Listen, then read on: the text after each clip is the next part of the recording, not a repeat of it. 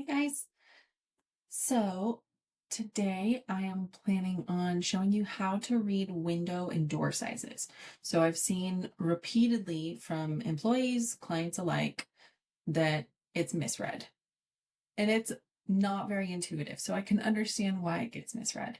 So I'm using an old plan set, so because it's got a variety of different sizes so that I can show you how to read it.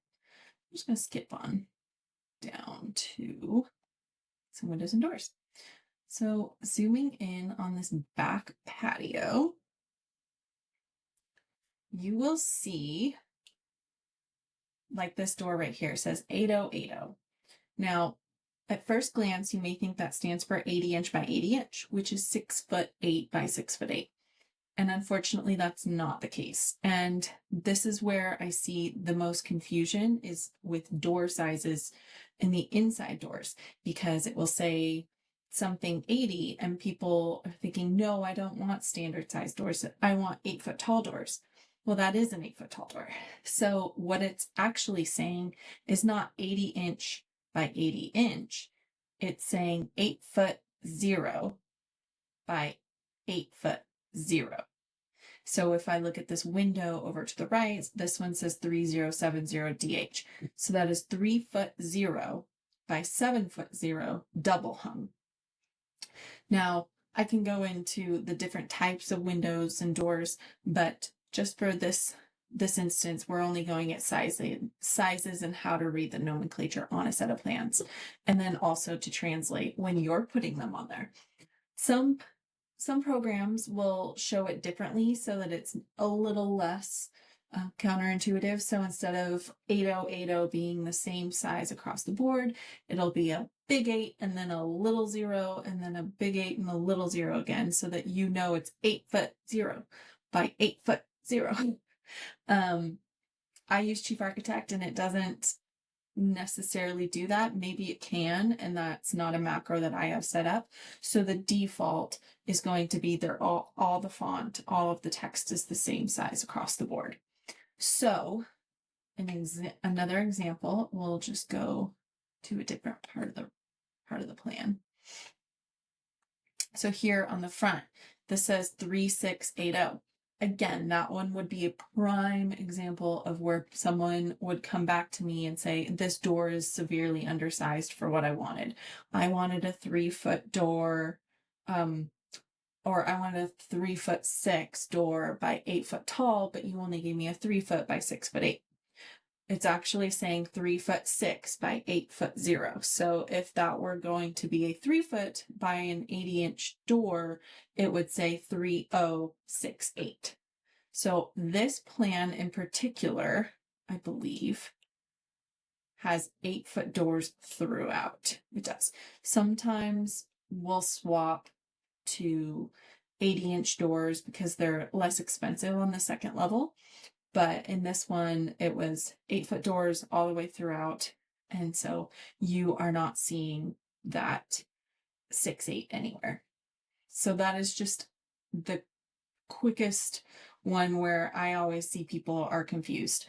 Similar to this door here up at the front. It's not 200 inches by 90 inches. It is 20'0" by 9'0". It can be a little confusing also because then you start getting extra digits in there. And I don't believe I have an example of where like a 3'10" or a 3'11", it doesn't get used very often, but you kind of have to work backwards to figure out what it's saying in that instance. It can be a little tricky, but like this one over here, if we're looking on this side, 12'0" by 12'0", not 120 inch by 120 inch. And so this one is 6 digits. This one's only 5. It takes a little bit of context in order for us to figure it out. And traditionally, I like to measure to the center of the doors. So framers can push it out, wiggle it a little bit.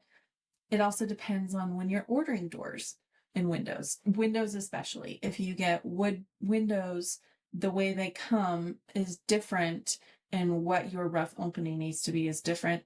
So I just leave it up to the framers to do how they do best, and versus dictating how wide or how extra large the rough opening needs to be for that window, because sometimes it needs to be altered on the site for their figures. So that is kind of how you read doors and windows. This one, let's see if you can kind of figure it out. It would be 20'0" by 9'6". Again, that is a prime one that could be confused because 96 inches is 8 feet. And so if someone saw it 200 inches by 96 inches, that seems like a reasonable opening, but that is not what it's indicating. It's saying 20 feet by 9'6". And then this one over here is 3'6" by 9 foot. So it can be confusing. And even every once in a while, I will look at it and go, huh? So I have to put myself back into that brain space in order to read that correctly. Now, if you want to look at windows specifically, so there's letters after on most of the windows. And so that is designating the type of window. Here we have double hung. This one, FX for fixed. Sometimes it'll say FO. Some other drafting people will prefer to, if you have a slider, that it's a one large slider, let's say it's 16 feet wide, and so there's 4-4-foot panels. They will label it as OXXO or XOOX. And so that's which one is operable and which one is fixed. So O generally will stand for, well, it depends. Sometimes the O will be fixed and X is operable and vice versa. So you kind of just have to use context clues to figure it out sometimes. I don't personally like doing them that way because it's just extra confusion when there's already a little bit of confusion involved. So this one's 4'5" fixed window. This one's a 5'5" left slider, LS. 4'5" FX, which is fixed again. And then 5050 right slider over here, RS. I don't, oh, yep, we do. So, and then up front here, we have a 3060 SH, which stands for single hung. And again, that's a different type of window that I could talk all day about how different windows operate, but just nomenclature wise stands for single hung.